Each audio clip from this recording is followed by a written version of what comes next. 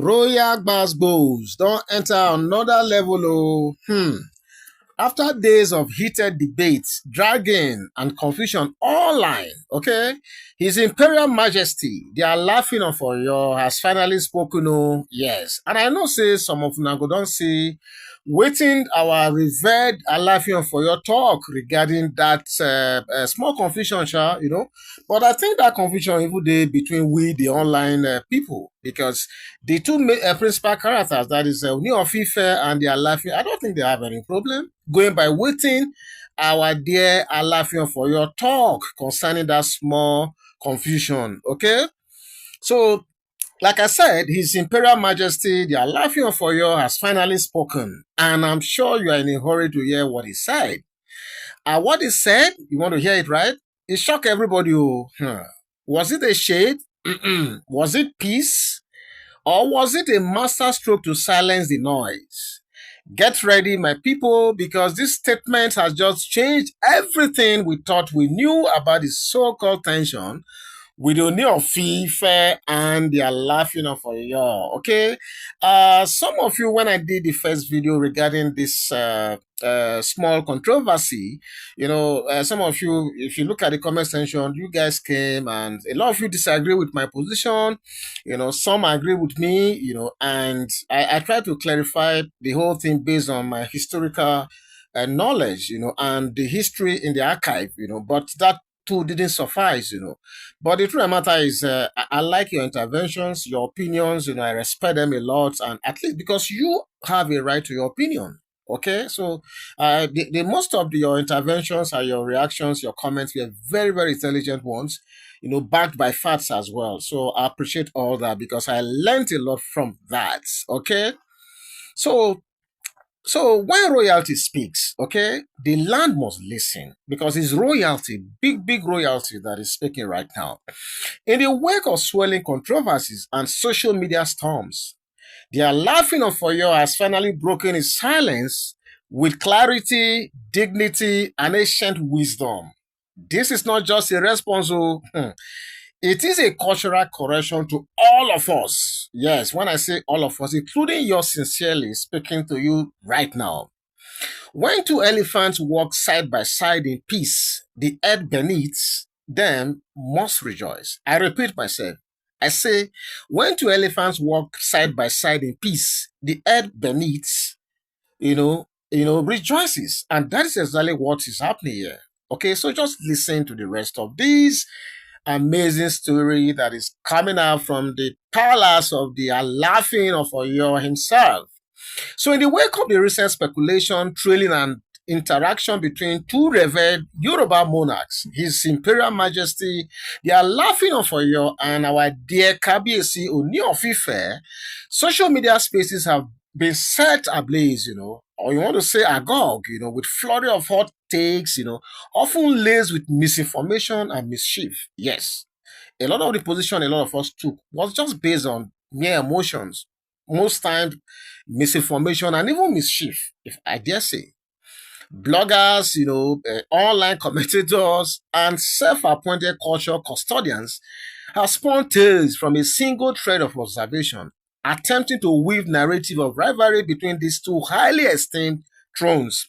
Because all those Glasgows here and there and different positions that we all took, they are actually driven by emotions, and emotions, misinformation, and mischief, like I said. Okay, so so so for me, I just think that all of that was just attempting to weave a narrative of rivalry, which maybe wasn't even there in the first place. But now, in a timely intervention aimed at setting the record straight, our dear Alaafin of Oyo, has reacted officially. Yes, when I say officially, I mean it. In a statement released by his special assistant, Kolade Oladele, the Alaafin categorically dismissed insinuations of disrespect, rivalry, or tension. According to him, the Alaafin holds Ooni of Ife and all the institutions of Yoruba heritage in very high regard. Yes, you heard me well. Very, very high regard. Very, very high one. That is what the statement said. Okay? So, that is what the statement said. Okay? So for me, I think whatever it is that a lot of people have been saying it's just coming out of just our maybe fantasy or whatever. That is the way I want to put it. Okay, that is just it because you need to just listen to what uh, uh, uh, uh, this his spokesperson said.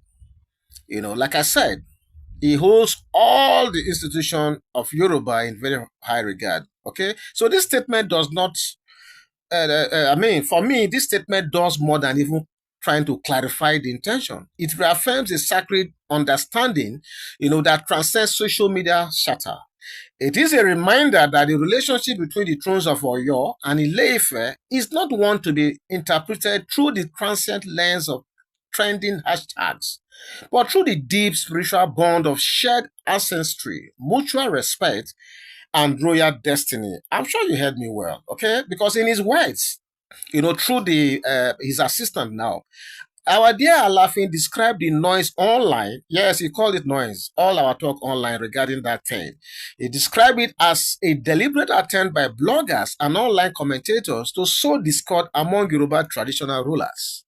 He went further to emphasize the need, for inter-royal collaboration, adding that both monarchs remain committed to the peace, unity, and development of Yoruba land. You heard it all. This is coming straight from our own very dear Alaafin of Oyo. Okay? Because when two brothers fight, it is the stranger who reaps the harvest.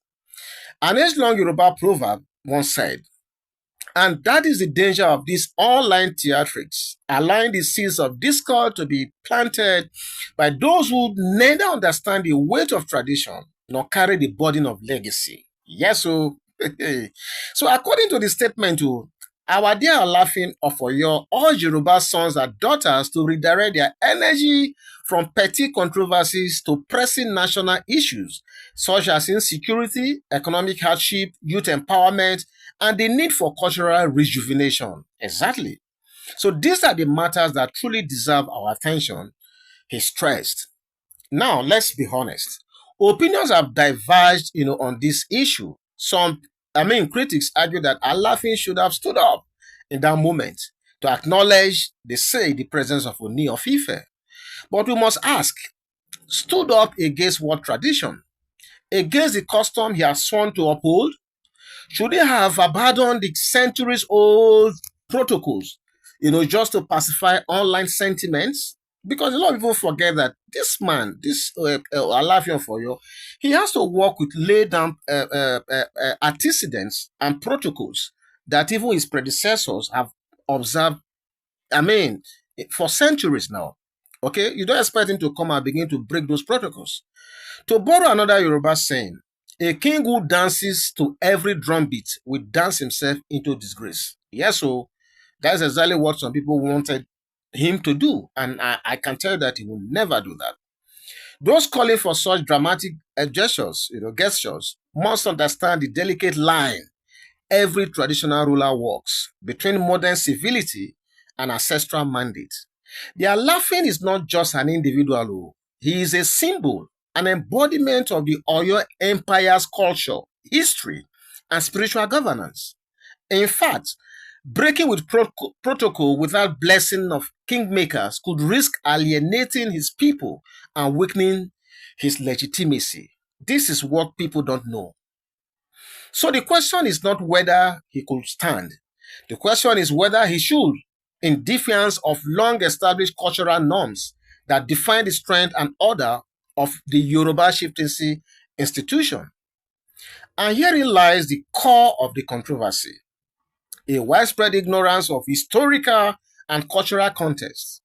Many of those agitating online may not fully grasp the layers of tradition binding these two thrones.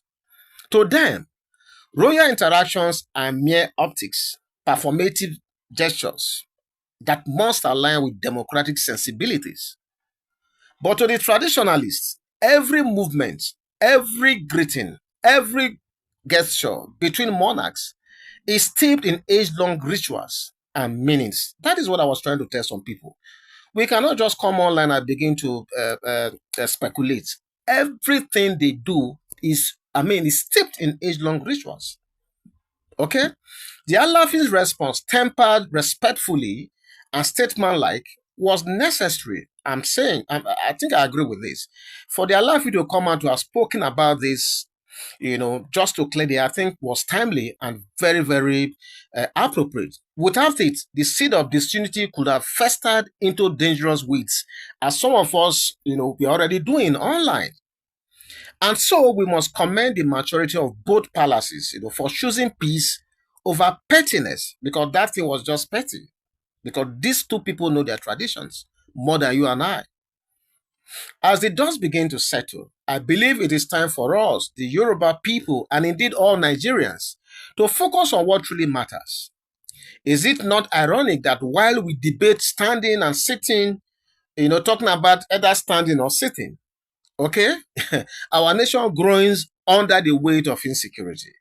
Our streets are filled with the hungry and the unemployed. Prices are soaring, and citizens can barely afford 3 square meals. Are these not the things we are supposed to bother ourselves with?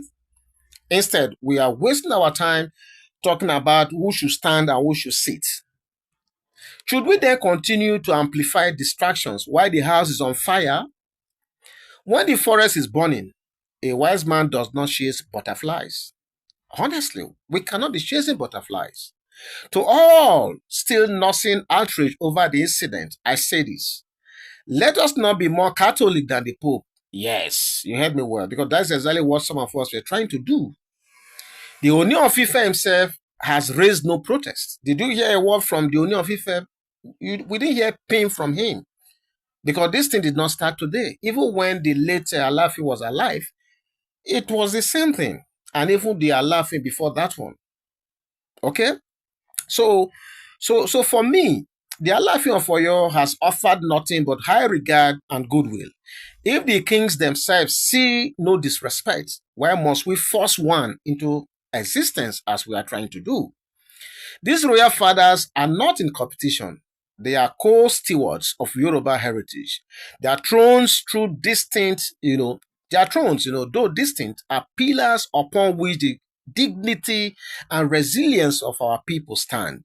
They know the value of unity, even in the face of widespread rivalries. Therefore, as responsible custodians of our culture, let us also add with the wisdom of our elders. Let us resist the urge to sow unnecessary division. Let us not become pawns in the hands of faithless agitators. The river that forgets its source will soon run dry, they say. Let us remember who we are and whose legacy we carry. In closing, my people, I want to urge all Yoruba sons and daughters to rise above the fog of misinformation. Not just Yoruba sons and daughters, all of us Nigerians and those who love history. I urge all of us, to rise above the fog of misinformation. Let us respect our institutions, cherish our culture, and stand by our traditional rulers as they chart a collective path forward.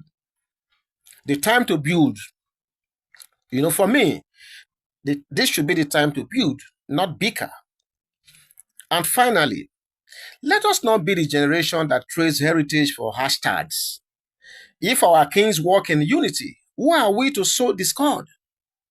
As our ancestors say, the drumbeat of war may be loud, but the whispers of wisdom outlast it. The time for wisdom, for me, is now. And with this, my people, I want to leave it here so that this video does not become too long. I'm hoping that at the end of this video, a lot of us will be better informed and be in a position to handle things like this. Because like I said, the two principal people involved in this whole thing are not even bothered. So why should we? Thank you so much for listening to this video, and I really appreciate those of you who have been liking, sharing, and also subscribing to this channel. I want to say God bless you.